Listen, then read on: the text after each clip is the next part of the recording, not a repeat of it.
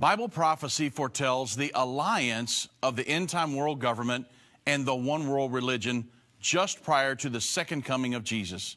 We will discuss this prophesied union of politics and religion on today's edition of End of the Age.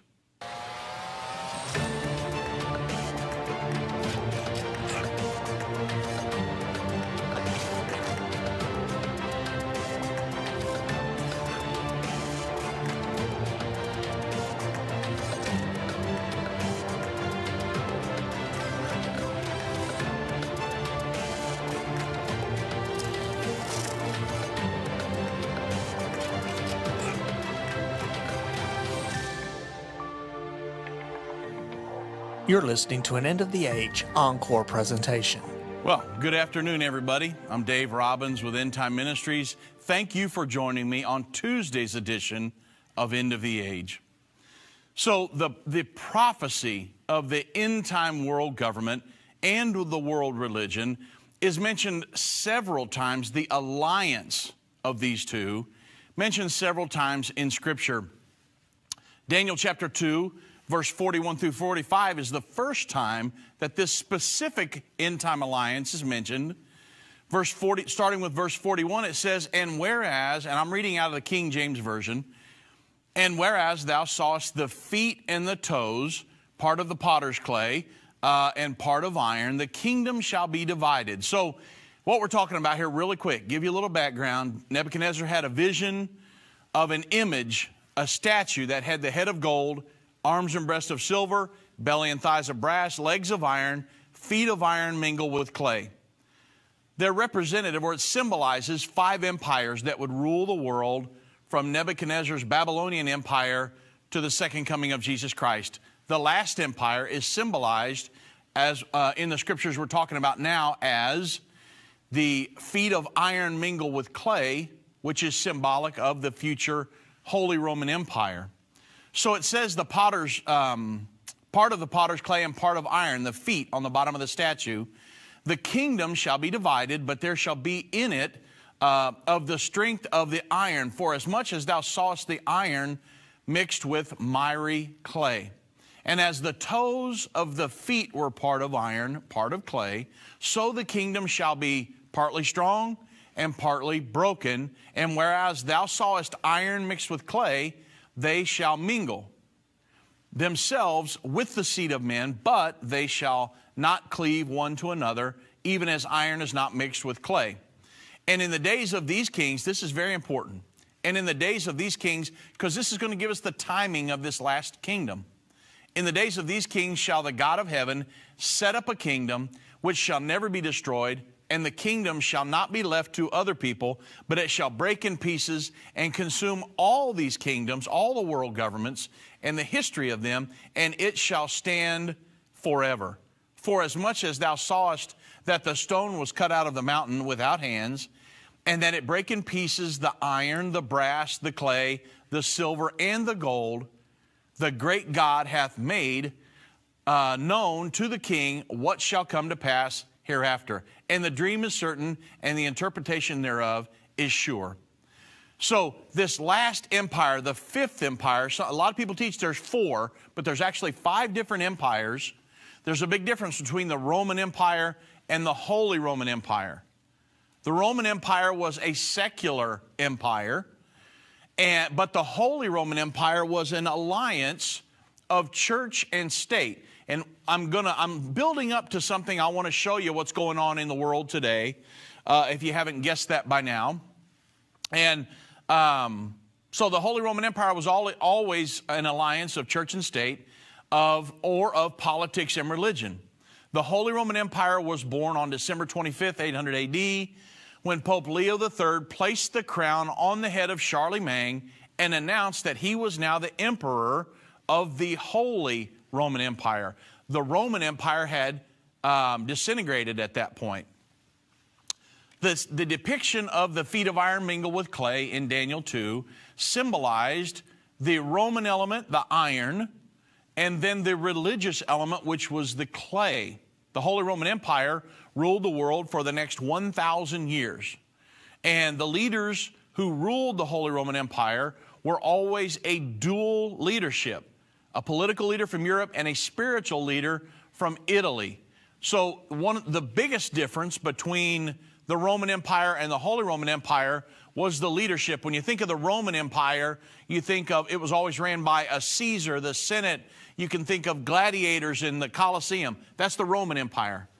The Holy Roman Empire was always ran by the most powerful, the most powerful political leader from Europe, and the most powerful spiritual leader was always the Pope of the Roman Catholic Church of the Vatican, all throughout the Holy Roman Empire for this 1,000-year span.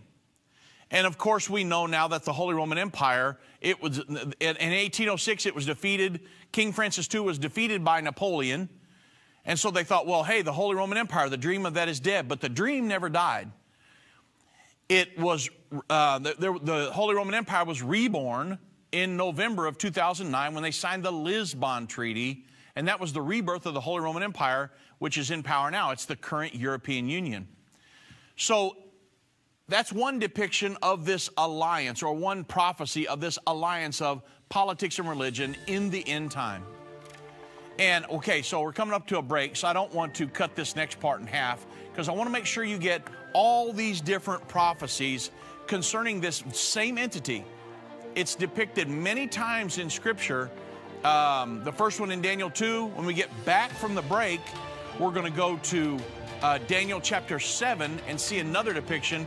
I'll give you a few more, and then we'll get into some current events. Have you had a longing to visit the cities where Jesus healed, ministered, and taught every day? Judy and I would like to invite you to travel to the wonderful land of Israel. Experience the Word of God in vivid color while walking down the roads of the Holy Land with us.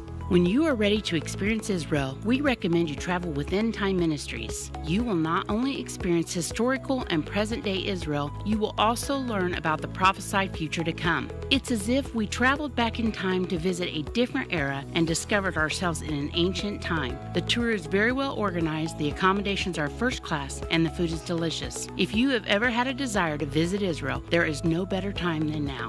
Anne from Colorado. To sign up to receive your Experience Israel 2019 packet, call Adrian or Jana at 1-800-ENDTIME or go to endtime.com. We can't wait to experience Israel with you. We've seen Bible prophecy fulfilled like never before. From the halls of the United Nations to the Temple Mount in Jerusalem, End Time Ministries continues to reveal the Bible prophecy in the news headlines around the world every day. Whether it's through our broadcast or online at our Jerusalem Prophecy College, your gifts enable us to put vital materials in the hands of those who need it most. Because of you, we continue to replace fear with faith in the hearts of Christians around the world. We will continue to see prophecy come to pass at an even swifter pace. We need your support. Your donation of any amount enables us to continue to broadcast and be a voice in the ever-growing censored media. To become a partner or give a one-time gift, visit endtime.com or call 1-800-END-TIME right now. That's 800-363-8463. Go online now. Visit endtime.com.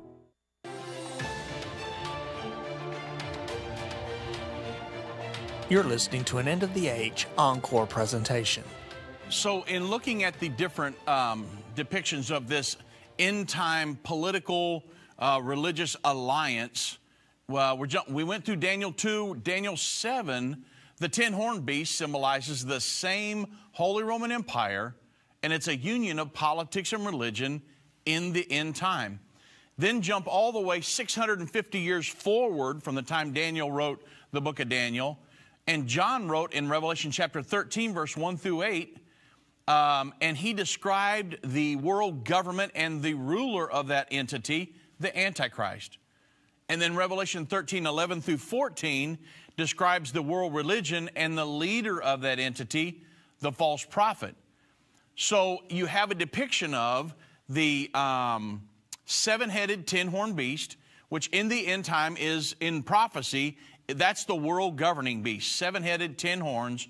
The leader of that will be the Antichrist that comes out of the European Union. Then another union, a union of politics and religion, was Daniel 13, but another depiction of that is found in Revelation 17, 1 through 3. And it describes the same alliance once again, and it says this, and it says, and there came one of the seven angels. Now this is Revelation 17, 1. And there came one of the seven angels which had the seven vials, and talked with me, saying unto me, Come hither, John, and I will show you the judgment of the great whore that sitteth on many waters, with whom the kings of the earth had committed fornication, and the inhabitants of the earth have been made drunk with the wine of her fornication. So he carried me away in the spirit into the wilderness. So what's he going to show John? He's going to show him the harlot in this chapter, which is a false church, or the false end time world religion. But listen at the vision that the angel took and showed John. He said, and John said, and I saw a woman sit on a scarlet-colored beast. So it wasn't just a woman, but he said, I saw a woman sit on the scarlet-colored beast, full of names of blasphemy, having 7 heads and 10 horns. Remember, what's the 7-head and 10-horn beast? That's the world governing body. So the woman in this chapter is symbolic of the false world religious system, and she's scarlet-colored, so we know from other prophecies that it's a socialistic entity, and the 7-headed 10-horn beast is the world government. And John saw this alliance of politics and religion, this world religious system, the false world religious system, and the world government in the end time. But listen at this, very close. This is a good clue for the role of this world religious system in the end time. If you go down to Revelation 17:17, it says, For God hath put in their hearts, in this world religious system, to fulfill his will, and to agree and give their kingdom unto the beast. So the woman we're talking here is a false religious system, but she gives her kingdom or pledges her allegiance to the beast, or this world governing system, until the words of God shall be fulfilled.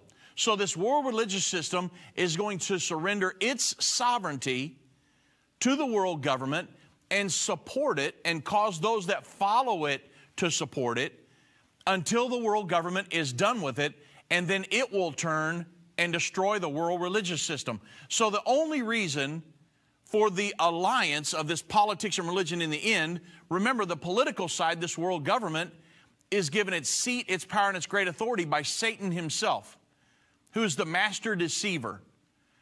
So he's just using these religious bodies to promote this world governing system in the end time. Once he gets that world government system completely established, he's going to turn and destroy the woman, or this false religious system. He's going to be done with her.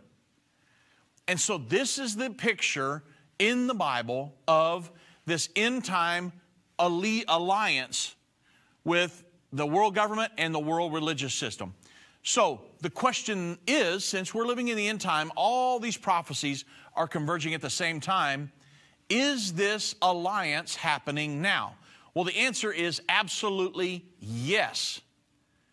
Think about it. The world government, these world leaders know now I highly doubt that they understand prophecy, but they've got it in their mind that they need to garner the support of the world religious system today to fully realize the dream of this world governing body. So the world government must align with world religion. It's a prophecy, and it's going to happen in the end time, and it is happening right now. If you remember, you've heard us teach in the past that Robert Mueller, who was a former Assistant Secretary General at the United Nations, he actually told Irvin Baxter on our radio program years ago, he said, Irvin, we have brought together the world government as far as we can politically. But to bring about a true world government, the world must be brought together spiritually as well. What we need is a United Nations of religions.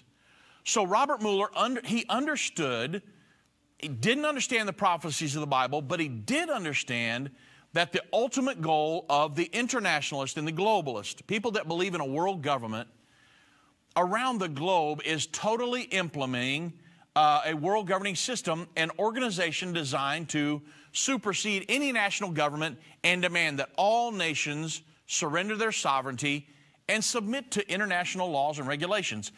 There are hundreds and hundreds of articles from reputable news sources around the world that tell us this is already happening. Well, Mr. Mueller also knew, this is years ago, he knew back then that for this dream to become a reality, that all religions must somehow ignore their differences, regardless of whether they worship the sun, the moon, or Allah. He's like, we got to get rid of our differences. They need to unify and pledge their allegiances to the establishment of this world government. He said it'll never work unless we get the religions on board. Now, when this happens, according to Bible prophecy, it will, and it's going to in the very near future, those who choose not to conform with this alliance that's going on are going to be considered heretics and possibly even pay for it with their lives. So, a little bit more prophecy, and then I'll get into some current events. Revelation 13, you remember, prophesies that just this kind of world government system will be established and ruled by the Antichrist.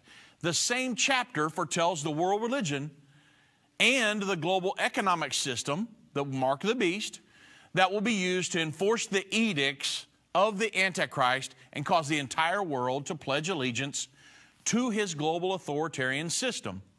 So we're in many ways, right now, we're already functioning under the tentacles of this ever-encroaching global governing system. And I know you guys have heard of the World Health Organization, the International Monetary Fund, the World Trade Organization, the United Nations. I mean, these are just a few entities. There are many more that were designed for nothing other than to govern the entire planet. That's the goal of all of those entities. They were designed for global governance. Now, you say, well, give me an example. Consider the Sustainable Development Goals. The Sustainable Development Goals, they were unanimously adopted by 193 member states of the United Nations, including the United States, under the Obama administration back in September of 2015. These goals make up the international community's 15-year, really a socialistic blueprint of global governance for every person on the planet. And, of course, they were aptly named Transforming Our World, the 2030 Agenda for Sustainable Development. And the goal of these goals is it's a universal policy agenda designed to convert the nations of the world into a global community governed by the United Nations. That's why they don't like borders. They want a borderless world so they can have a global community that answers to a world government. And that's the main goal of these Sustainable Development Goals. They don't want borders where they can't dictate different things. So the agenda is comprised, this Sustainable Development Goals, is comprised of 17 main goals, and those are accompanied with 169 focused targets designed to manage the planet. Under each goal is 6 or 8 or 10 different specific targets they want to hit to reach that goal. So I said it was socialistic because the plan includes one of the major platforms of socialism, which is the principle of wealth redistribution. And it actually states that the reduction of inequality will only be possible, which the reduction of inequality is one of the goals of the Sustainable Development Goals. It'll only be possible if wealth, the wealth of the world, your wealth, and I don't have much wealth, but if I did, they'd want to take it too, that inequality is only possible if wealth is shared and income inequality is addressed. So it's socialism. You say, well, that's never been successful. They could care less. They're still trying to cram it down your throat. And I refer to it as global governance of every aspect of every person on the earth, since the plan states, actually, that we commit to making fundamental changes in the way that our societies produce and consume goods and services, how much electricity you use, the kind of food, the amount of food, the amount of fuel, I mean everything, every aspect of your life. And you can see that. You read the news, you follow what's going on. They're trying to control every single thing you do. Governments, international organizations, the business sector, and other non-state actors and individuals must contribute to the changing, unsustainable consumption and production patterns. So the propaganda is this, and I say propaganda with capital letters, is that humans are using the earth's resources at such a rate that nothing will be left for future generations. And therefore, the United Nations, or the world government, that's the seat of world government in the earth today, that it must establish a master plan to govern the earth's citizens. They can't govern themselves, so we need to take control. And that it must, number one, in a true socialistic form, redistribute the wealth of the world so that everyone is considered equal. Number two, control the production and consumption of every person. Number three, strive to achieve universal health care. You've heard any politicians lately talking about universal health care? It comes from the United Nations, the Sustainable Development Goals. People don't come up with this stuff on just, wake up one night in the middle of the night and think, everybody needs universal health care. These are edicts that are handed down to them. And these people have bought into it. They're like puppets on a string, and they say, we need universal health care. Number four, control the climate. Climate change. Have you heard about that lately? Number five, one of their goals is manage our cities and our infrastructure. The United Nations would love to control completely the United States of America. We're the last bastion of freedom on the planet. They would love to control our religious foundation here, the Judeo-Christian values that this country was built upon. They would love to erase that out of our society. Six, they're seeking to govern the oceans and govern the land usage along with all the ecosystems. To tell you, if you can have a pond or a tank or what you can do with a creek on your property or this, that, and the other. They want to control everything. These are the Sustainable Development Goals, and this is world government. So the UN climate chief recently, Patricia Espinosa, she said climate change impacts have never been worse. The impacts of climate change are increasingly hard to ignore. She said this, we require deep transformations of our economies and societies. So she's saying we got this global crisis, man-made global warming that leads to climate change, which we've talked about so many times on this program, it's a hoax. And she's saying to manage this global crisis, we need to drastically transform the economies of nations. We need to redistribute the wealth, because this is a socialistic plan. And we need to drastically transform the societies, humans, what they consume, what they produce, everything. You say, wow, that sounds like world government. That's absolutely what it is. It's called the Transforming Our World, the 2030 Agenda for Sustainable Development. In its preamble, it states that as we embark on this collective journey or this global governance plan, collectivism is global governance. We pledge that no one will be left behind. They absolutely do pledge that, because they don't want you left out. If you don't want to conform to this world religious system because they're drawing the religions of the world in, you're going to be considered religiously exclusive. You say, well, religion has nothing to do with the Sustainable Development Goals. I will get to that in a minute. Hence the first part of my program, the union of politics and religion. One of the most prominent of these goals is Sustainable Development Goals is number 13, to take urgent action to combat climate change and its impacts.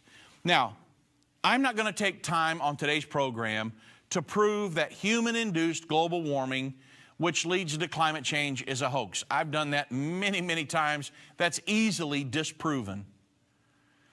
And you know that the entire global warming climate change theory hinges on the premise that humans, through the emission of greenhouse gases, mainly CO2, are causing the temperature of the earth to rise. As a result, the climate changes, which leads to all sorts of weather catastrophes, snowstorms. Now think about that. Global warming leads to climate change, which leads to polar vortexes and these bad snowstorms and ice storms, drought, tornadoes, hurricanes, tsunamis. They can blame everything on it. And the global warming alarmists contend that more CO2 humans emit into the atmosphere, the more the planet heats up, which is scientifically not true. And they frantically warn that if this is not stopped, we will destroy the planet. Well, so is any of this really happening? Well, the answer is no. None of this is true. Now, you're being, on your nightly news, you're being fed that, and they're trying to scare you into compliance, to do all kinds of things, but at the end of the day, it's a hoax, everybody. It's propaganda. As a matter of fact, most scientists do not agree. Now, you'll be told on the nightly news tonight, the majority of the scientists agree. Majority of the scientists do not agree. Most scientists, they don't agree with the man-made global warming theory, and they've offered sound scientific data debunking that myth.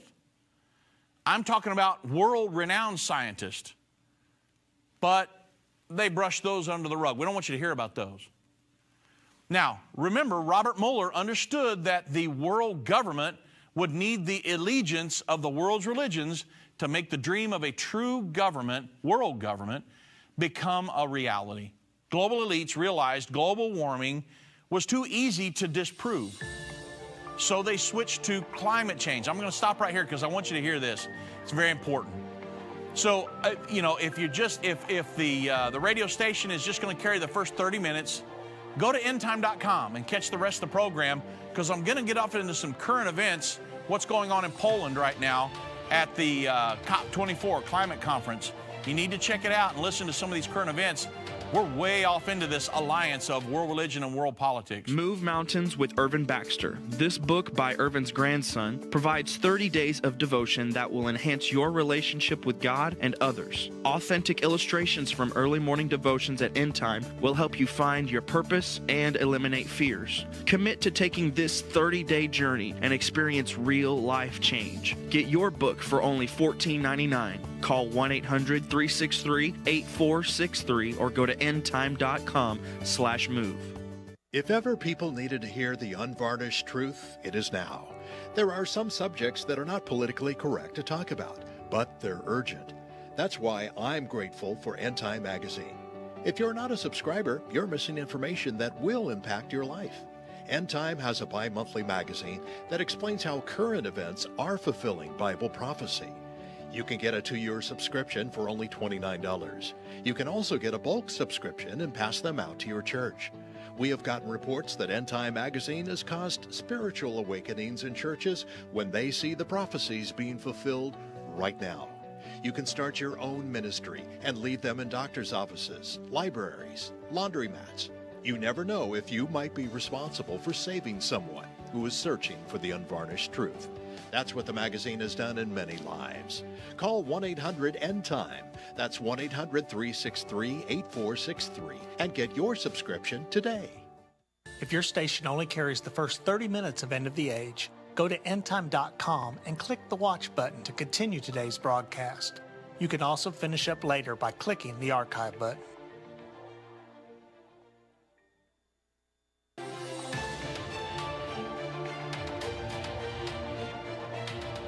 You're listening to an End of the Age encore presentation.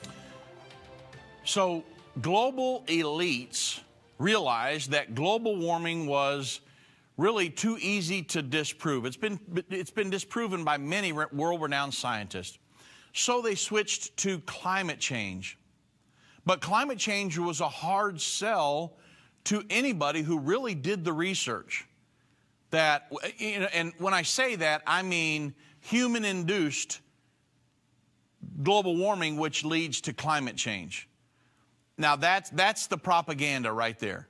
That humans are putting off so much CO2 emissions, they're heating up the planet to the point where it's causing all this different climate change and this, that, and the other. The fact is that the climate has been changing ever since God created the planet. Every day, the climate changes. And humans are not putting off so much carbon emission that we're having so many tornadoes and hurricanes and all this other stuff. That's propaganda. That's scare tactics.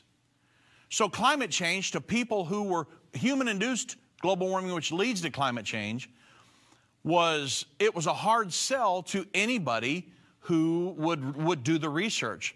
So what did they have to do? They had to get the churches on board. Remember what Robert Mueller said? We brought this political system, this world political system, along as far as we could politically, but now we knew we had to get the religious on board as well. So they got the churches on board and made it a moral issue. Global warming, which leads to climate change, was a moral issue. Do you remember Pope Francis's encyclical letter, Laudato Si, on the care for our common home? It was published back in 2015. And think of it like this. An encyclical letter, it's a letter that from the Pope that's normally sent to a particular set of Catholic bishops. However, Pope Francis stated in this encyclical that, and I quote, "Now faced as we are with this global environment deterioration, I wish to address every person living on the planet." Not every Catholic on the planet, but every person on the planet.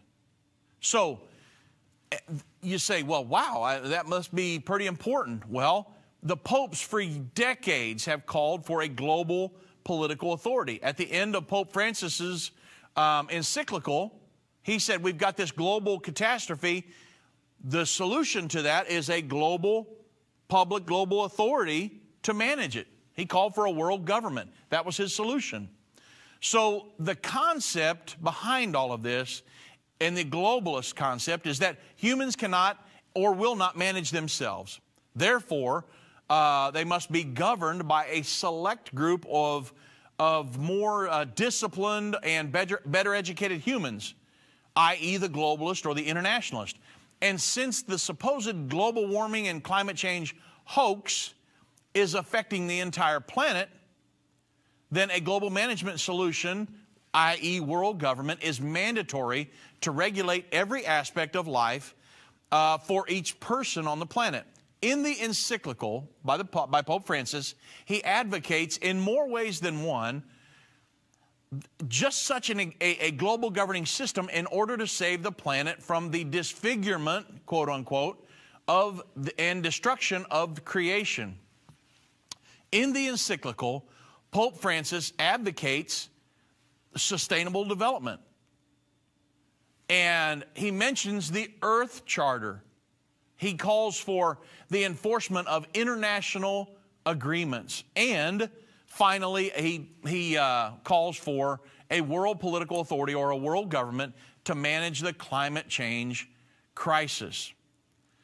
So let me begin, let me bring it from some of the history and the prophecy to current events today. The Paris Climate Agreement, you remember the United States just pulled out of that. Donald Trump pulled us out of that. The Paris Climate Agreement and the Sustainable Development Goals, they are really twin efforts, and they were designed specifically to govern the planet. And really, one without the other one it's really pointless. And again, the United Nations goal is to govern the planet as their governing plan is called, remember, Transforming Our World, the 2030 Agenda for Sustainable Development. The Sustainable Development Goals are an effort by the United Nations to control every aspect of every person's life on the planet. One of the main areas of really critical importance to them is the planet itself. Now, obviously, the planet is important to me as well. But at the end of the day, we can't take the God factor out of all this. The Bible says as long as the earth is here, there's going to be planting and harvesting, cold, hot, winter, summer. I mean, God's got all of this in control, everybody. You can't take the God factor out. Once you do that, you're really going to take a nosedive. And that's what's happening here. for those who have taken the God factor out of all this. The United Nations, totally a humanistic organization. No God factor. So according to, that's why the global warming, climate change, it's no more of a scare tactic for me than anything. Because number one, I know it's propaganda, it's a hoax. Number two, I rely on God, not on the United Nations. And so I don't fear that at all. God's in control of all this. One of the main areas of critical importance, like I said, is the planet itself. According to this 2030 agenda, quote, they are determined to protect the planet from degradation, including through the sustainable consumption and production, sustainably managing its natural resources, and taking urgent action on climate change. So so that it can support the needs of the present and future generations. So this is the reason for the Paris Climate Agreement, which was in the Sustainable Development Goals were signed in September of 2015. The Paris Climate Agreement was signed in December 2015. They are partners in crime, if you will. Without a commitment from every nation to curb their greenhouse emissions, it was impossible to achieve the Sustainable Development Goals. So that's why that year they had everybody sign on to it. President Obama signed us on to it, the United States. And of course, Donald Trump has pulled us out of all that now. Well, he hasn't pulled us out of the Sustainable Development Goals, but he's pulled us out of the Paris Climate Agreement. So now, bring it to today. The Katowice Climate Change Conference from December 2 through 15, it's going on right now, is the 24th session of the Conference of Parties, or you've heard it referred to in the news as COP24, to the United Nations Framework Convention on Climate Change. So the priority for negotiations in COP24 is to make the Paris Agreement work and to agree on the package of implementation rules. So the fact of the matter is, Donald Trump pulled out and these guys got scared and thought, hey, we've got to meet together and we've got to make sure this thing happens. So there's a lot of people meeting over there. But remember, is that the world government has only brought this thing so far politically. The global warming, climate change has been a hard sell. So now, of course, there are people that have bought into it lock, stock, and barrel. But to those that have done their research, it's been a hard sell. So they thought, well, hey, let's just make this into a moral situation and let's get the churches on board, because the churches have billions of followers and all the religions of the world. So let's make it a moral issue. Let's call the earth our Mother Earth, and the moon and our brothers and sisters, and the streams and you know, the trees and this, that, and the other. They're part of our family. And so let's make it a moral issue. We're harming our family. Read some of the encyclical that the Pope Francis put out in 2015. This is the verbiage you'll read in there. So what's going on today? Well, you understand the merger, the alliance in the end time. It's prophesied many times about the global church and the global government.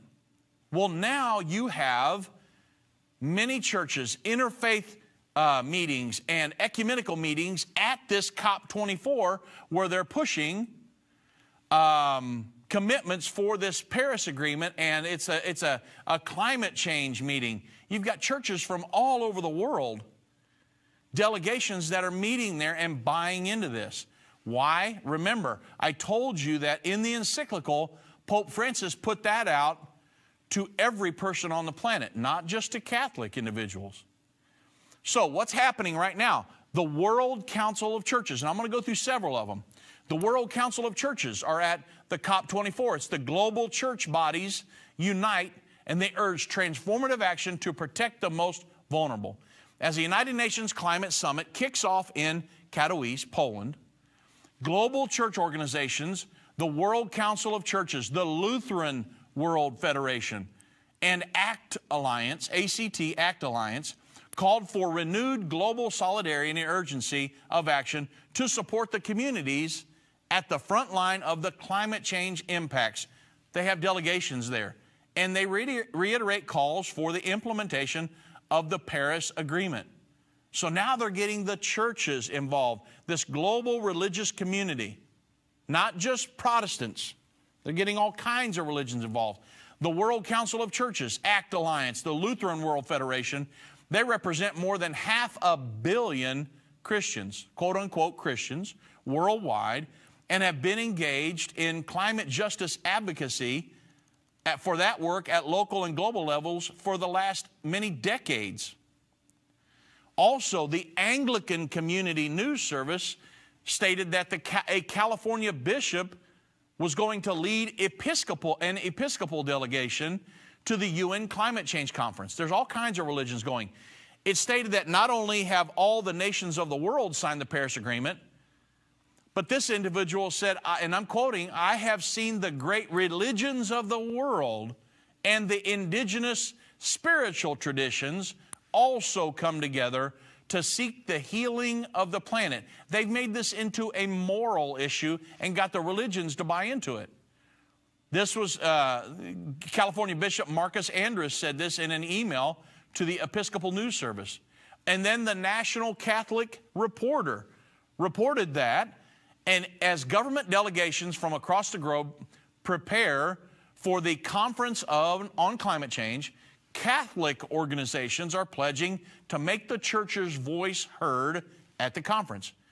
Adriana Apromalia, International Advocacy Officer for Caritas Internationalist, the Vatican-based federation of 164 Catholic charities, said that Catholic groups want to open transparent dialogue on the global common good, not just a preoccupation with the interest of certain countries, and that we've seen a growing interest in the Catholic Church as a moral leader and globally recognized authority. So I've no doubt its voice will be listened to. She said they added that, you remember, Pope Francis had demanded rapid and radical changes in his 2015 encyclical Laudato Si on care for our common home. They called on countries with heavy carbon emissions to take political accountability and meet their climate finance commitments. The statement said that the Catholic Church worldwide was now supporting a shift toward more sustainable communities and lifestyles. So there are churches showing up from all over the planet to come to this climate meeting to pledge their support at this global governing climate meeting, and the world religious system is coming over there for their support. Did I give a depiction of that in Bible prophecy? In 2018, we've seen Bible prophecy fulfilled like never before. From the halls of the United Nations to the Temple Mount in Jerusalem, Endtime Ministries continues to reveal the Bible prophecy in the news headlines around the world every day. Whether it's through our broadcast or online at our Jerusalem Prophecy College, your gifts enable us to put vital materials in the hands of those who need it most.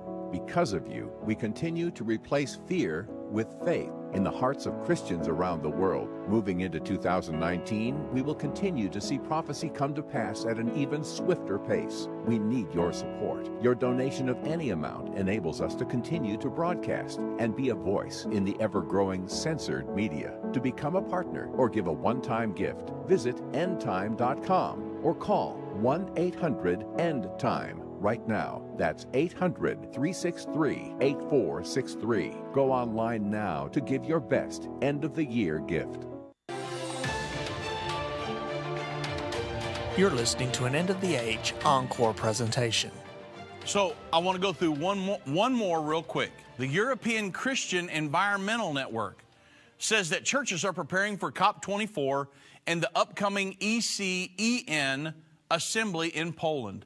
An ecumenical delegation consisting out of representatives of conferences of European churches, European Christian Environmental Network, the World Council of Churches, and the ACT Alliance of Europe emphasize the long-standing church's concerns related to climate change.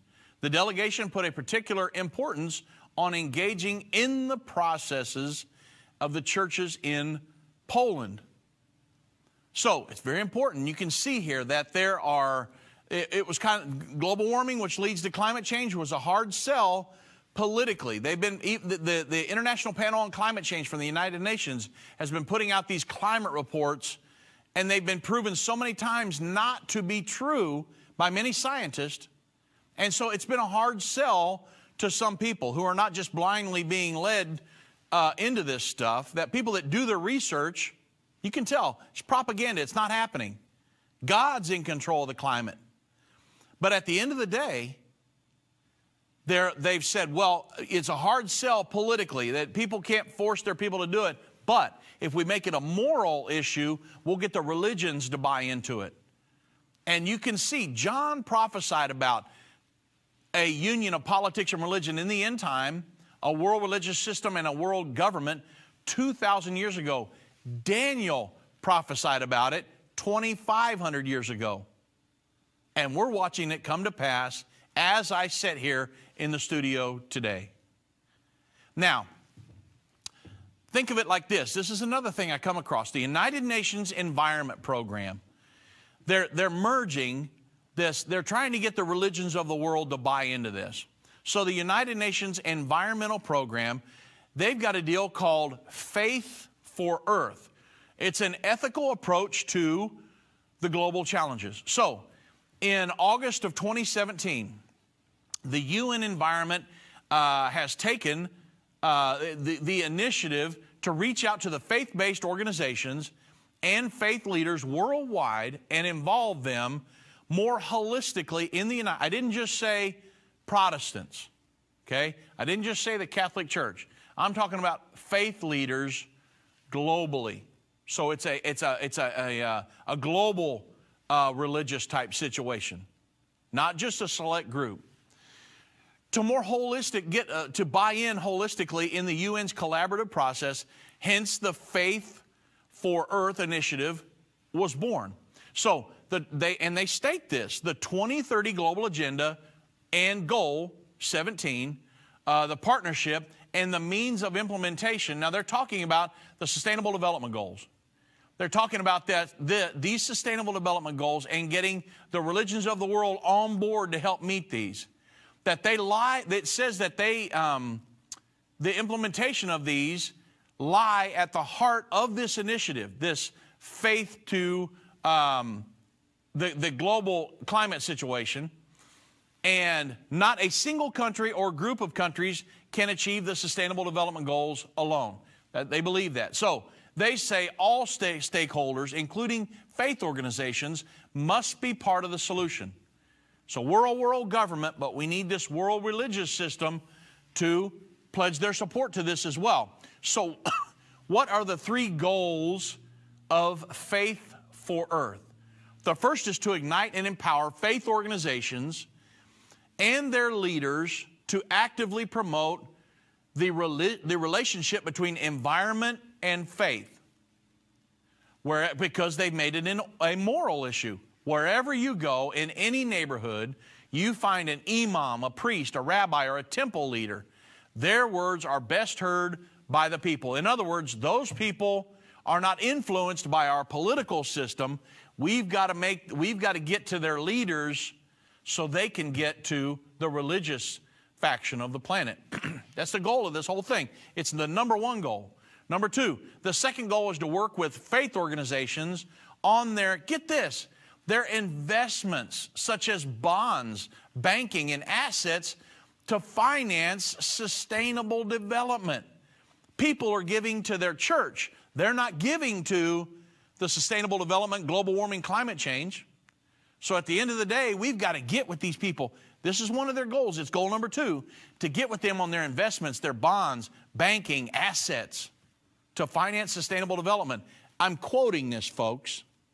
The third goal is to provide with faith leaders, to provide them with knowledge, networking opportunities, and scientific evidence to help them connect issues of faith and the environment. Remember, we've made it into a moral issue now, so it can become somewhat of a religious movement with them, this environment.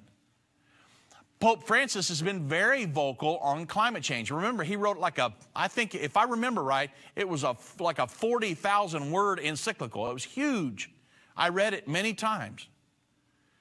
And he was very vocal, and it said that he was criticizing the current financial system and calling for a paradigm shift in how we address economic development, and he was vocal on the global warming climate change crisis and that we needed a world government to manage this. So that's what's going on in our world as we speak, is the world religious system. All of these people are getting together. They're having interfaith meetings. They're having ecumenical meetings. And they're talking about what? Global warming, climate change. They're propping this stuff up. They're talking about the Sustainable Development Goals and how the religious system is attached to that. The Sustainable Development Goals are the world government's socialistic blueprint to govern the world. And they're getting the religious element of the world to buy into and support that, and to bring all their followers with them. You say, well, hold on a minute. I'm a member of one of these churches you just mentioned, and I haven't heard anything about it.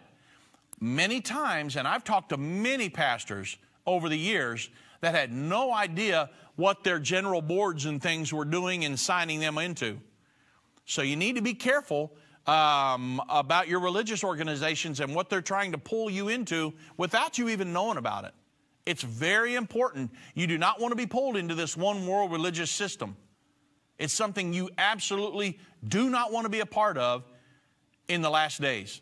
Revelation 17 and 18 is devoted to the judgments of God that are poured out upon this entity. You don't want to be a part of that. So make sure you contact your board. Make sure you do your research. Make sure you're not being pulled into this thing, something you don't even know about. So remember, the one world religion and prophecy. Revelation 13 is devoted specifically to end-time events. Remember, verses 1 through 8 describe the one world government and the leader of that one world government, the Antichrist.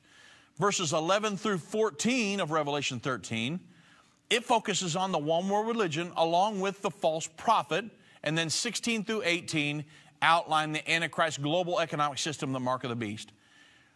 And the goal of the Antichrist will be to lord over this world government and to force every human to pledge allegiance to him or to actually worship him, including the false prophet and his followers. So nobody's going to be exempt. And the Bible says, and all that dwell upon the earth shall worship him, whose names are not written in the Lamb's book of life, of the Lamb slain from the foundation of the world. It's Revelation 13:8. So number one, beyond everything, be born again. Get your name in the Lamb's book of life. In order for this to be fully realized, this world governing system, the Bible says the Antichrist will form an alliance with the largest religious organization in the world, quote unquote, some would view it as Christianity. It's going to be a world religious system. They're going to have all the religions of the world as well involved in this. And with the leader of that one world religion, the false prophet at that time. The penalty for nonconformity, those that don't want to comply with it, that one world religion, is for some, they're going to be put to death. The Bible says that. It's very clear. Revelation 13:5. And he had power to give life to the image of the beast, and that the image of the beast would both speak and cause that as many as would not worship the image of the beast, that they should be killed. You say, well, hold on, Dave. I don't want to talk about that. Well, I mean, it's the Bible. We can't just skip around on scriptures and say, that one don't sound too good. I don't want to talk about that. And so it's very important that we understand you got to get your salvation set. Salvation takes the fear factor out. If you've got your salvation set, you're born again, you know where you're going, you don't have to worry about it. So it takes the fear factor out of it. There have been Christians persecuted for years, 2,000 years. Since the 11 of the 12 of the first apostles were martyred. Look at all the Christians that have given their life from then till now that would not deny the name of Jesus and that Jesus was the Messiah and that, they pledged their total allegiance to him. and they paid for it with their life. You say, well, I don't want no part of that. Well, that's between you and the Lord. But at the end of the day, we've got to talk about it. It's a Scripture. And, I'm not going to veer, we can't veer away from stuff. We got to talk about it and prepare mentally and physically for the times just ahead and spiritually for eternity. So as you can see, there are current moves to draw the world religions into alliance with the world governing system. You say, well, is the Antichrist doing that right now? No, it's not time for the Antichrist to come on the scene. It's simply what's happening. You say, well, how'd the Bible know about all this? Well, God knows the end from the beginning. God's already seen all this stuff happen. And so he went back and told the writers of the Bible, hey, I want you to write this prophecy, then this is going to happen, then this. And God looked forward in time and said, in the end time, there's going to be an alliance of a world religious system and a world government. And so John, I'm going to give you, John and Daniel both, I'm going to give both of you guys symbolic views of this end time world government. Both of them will be, these alliance, the world religious system, the world government will be ran by the Antichrist. We know of him now as the Antichrist, and the false prophet in the end time. But it's very important that I tell you, both of these are something you will not want to be a part of in the end time. You don't want to be a member of the world government. You never pledge allegiance to that or take the mark, which is one of the enforcement methods of the end time world government. You never would comply with that. And you never want to be part of this world religious system. You say, well, I wonder why my church has been laying these pamphlets out on the table out front about climate change and global warming, and they're trying to get me to buy into that. I wouldn't buy into that for love nor money. I would not do it, because you don't want to support this world governing system in any way, shape, or form. So, I would do my research on that. You say, I don't know if it's that serious. It's extremely serious. If you understand these pulls by this world government to get the religions of the world involved. Remember, we had Robert Mueller on our program. This has been years and years ago. And he was talking about this stuff way back then. He said we brought this world government along as far as we could politically. We knew we had to get the religions on board. And there have been efforts to do that for years and years and years now. So don't get caught up in that in the end time.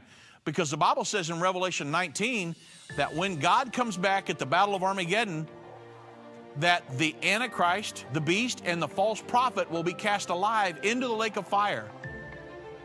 And their entities are going to be destroyed. The world government and the world religious system are going to be destroyed.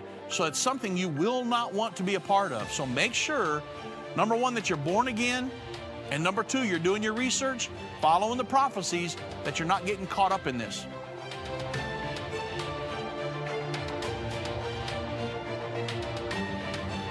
This has been End of the Age, brought to you by the faithful partners of Endtime Ministries. If you're not currently a partner with Endtime Ministries, or if you would like more information, we invite you to call us at 1-800-ENDTIME. That's 1-800-363-8463, or visit us online at endtime.com. Thank you for watching. If you liked this video, subscribe to our YouTube channel and like our Facebook page.